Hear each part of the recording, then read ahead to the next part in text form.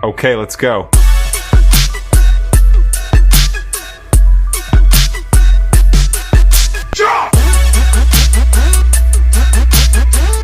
Darius III naik tahta pada tahun 336 sebelum Masehi, menjadi Raja Persia terakhir dari dinasti Achaemenid. Meskipun ia memimpin kerajaan terbesar di dunia saat itu, posisinya tidak sekuat yang terlihat. Persia mengalami kemunduran akibat korupsi, birokrasi yang lamban, serta ketidakstabilan internal. Banyak satrap, gubernur provinsi, yang lebih setia pada kepentingan pribadi daripada kerajaan, membuat kekuasaan Darius tidak sepenuhnya solid. Selain itu, ia bukan pilihan utama sebagai raja. Ia naik tahta karena dorongan dari para pejabat istana yang ingin mempertahankan kendali atas pemerintahan. Darius sebenarnya adalah seorang pemimpin yang kompeten, tetapi ia menghadapi tantangan besar.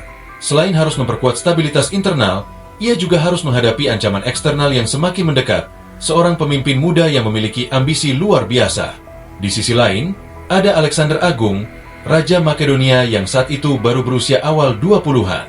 Setelah kematian ayahnya, Philip II Alexander mewarisi kerajaan yang kuat dan pasukan yang telah terlatih dengan baik. Philip sebelumnya telah merancang ekspedisi ke Persia, tetapi rencana itu terhenti akibat pembunuhannya. Alexander tidak hanya meneruskan rencana ayahnya, ia bertekad untuk menaklukkan seluruh dunia yang dikenal saat itu. Meski muda, Alexander bukan pemimpin biasa. Ia adalah murid dari filsuf terkenal Aristoteles, seorang jenderal berbakat, dan memiliki karisma yang membuat tentaranya setia kepadanya hingga mati. Ambisinya tidak hanya soal ekspansi wilayah, tetapi juga penyebaran budaya Yunani ke seluruh dunia. Saat dua penguasa ini akhirnya berhadapan, mereka bukan sekadar dua raja yang memimpin dua kerajaan besar. Mereka adalah simbol dari dunia lama yang mulai runtuh dan dunia baru yang akan lahir dari pertempuran besar ini. Persia yang megah tetapi rapuh harus menghadapi Makedonia yang kecil tetapi penuh semangat juang. Dan seperti yang akan kita lihat, dunia tak lagi sama setelah mereka bertemu di medan perang. Setelah menyeberangi Hellespont sekarang Dardanelles, Turki Alexander dan pasukannya memasuki wilayah kekuasaan Persia. Pertempuran besar pertama antara Makedonia dan Persia terjadi di Sungai Granicus, dekat kota Troy, pada musim semi tahun 334 sebelum Masehi. Darius III tidak hadir secara langsung dalam pertempuran ini. Alexander telah membuktikan bahwa ia bukan hanya pewaris kerajaan ayahnya, tetapi juga seorang jenderal brilian yang mampu menaklukkan wilayah dengan cepat. Bagi Alexander, kemenangan ini bukan hanya pembuktian, tetapi juga langkah pertama dalam kampanye besarnya.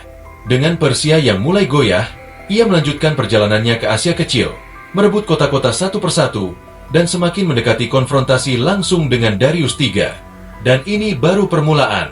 Setelah kekalahan di Sungai Granicus, Darius III akhirnya sadar bahwa Alexander bukan sekadar pemimpin muda yang gegabah, tetapi ancaman nyata bagi kekaisaran Persia.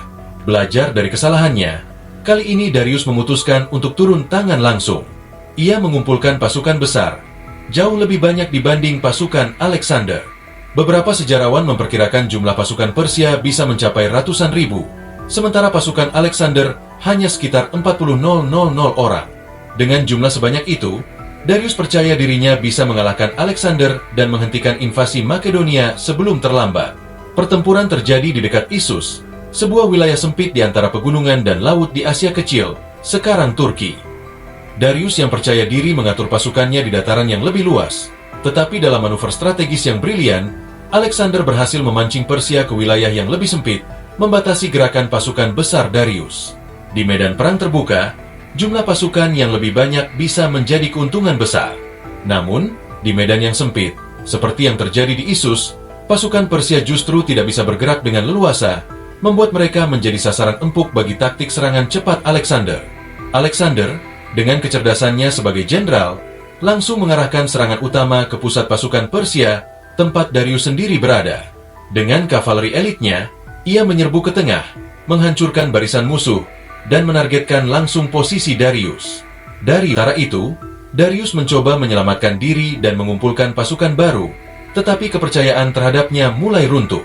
Banyak gubernur dan wilayah di bawah kekuasaannya mulai mempertimbangkan untuk berpihak pada Alexander, yang kini dianggap sebagai penguasa yang lebih kuat dan sah. Selain itu, tindakan Alexander terhadap keluarga Darius menunjukkan sisi unik dari kepemimpinannya. Alih-alih memperlakukan mereka sebagai tawanan kasar, ia memperlakukan mereka dengan hormat, bahkan memperlakukan ibu Darius seolah-olah ia adalah ibu kandungnya sendiri. Ini semakin memperkuat citra Alexander sebagai pemimpin yang adil, bukan sekadar penyerbu brutal. Namun, perang belum selesai. Darius masih hidup, dan ia tidak akan menyerah begitu saja.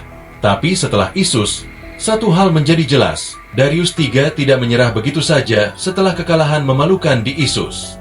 Ia menyadari bahwa Alexander bukan lawan biasa, dan bahwa masa depan Kekaisaran Persia berada di ujung tanduk. Kali ini mengerikan yang jarang digunakan dalam pertempuran saat itu. Medan pertempuran yang dipilih adalah Gaugamela, di dekat buah strategi yang sangat berani dan cerdik. Ia menggerakkan pasukannya ke arah sayap, memancing kavaleri Persia untuk mengejar mereka. Ketika sebagian besar pasukan Persia terpancing keluar dari formasi utama, Alexander melihat celah yang terbuka di tengah barisan musuh, tempat Darius berada. Tanpa ragu, ia langsung memimpin serangan cepat ke pusat formasi Persia, menghantam langsung ke arah posisi Darius. Saat Alexander dan pasukan elitnya menyerbu ke tengah, Darius melihat kekacauan yang terjadi. Pasukan Persia mulai goyah, dan sebelum pertempuran benar-benar berakhir, Darius memilih untuk melarikan diri sekali lagi. Keputusan ini menghancurkan moral pasukan Persia. Mereka melihat pemimpin mereka meninggalkan mereka untuk kedua kalinya, dan itu membuat banyak prajurit kehilangan semangat bertempur. Apa gunanya bertahan jika raja mereka sendiri tidak mau berjuang sampai akhir? Akibatnya, pasukan Persia tercerai-berai. Sebagian besar melarikan diri, beberapa mencoba bertahan tetapi dengan semangat yang telah runtuh, dan sisanya dibantai oleh pasukan Alexander yang tidak menyia-nyiakan kesempatan. Kisah ini bukan hanya soal perang, tapi juga tentang kepemimpinan. Darius III punya sumber daya yang besar, tetapi tidak punya strategi dan keberanian. Sebaliknya, Alexander yang punya pasukan lebih kecil justru menang karena kecerdasannya. Jadi, kalau kita belajar sesuatu dari sejarah ini, itu adalah bahwa keberanian dan strategi bisa mengalahkan jumlah dan kekuatan yang besar. Gimana menurut kalian? Apakah Darius seharusnya bisa menang kalau punya strategi lebih baik? Atau memang sudah takdir bahwa Alexanderlah yang berjaya? Tulis pendapat kalian di kolom komentar. Jangan lupa untuk like dan share video ini kalau kalian suka. Sampai jumpa di video berikutnya.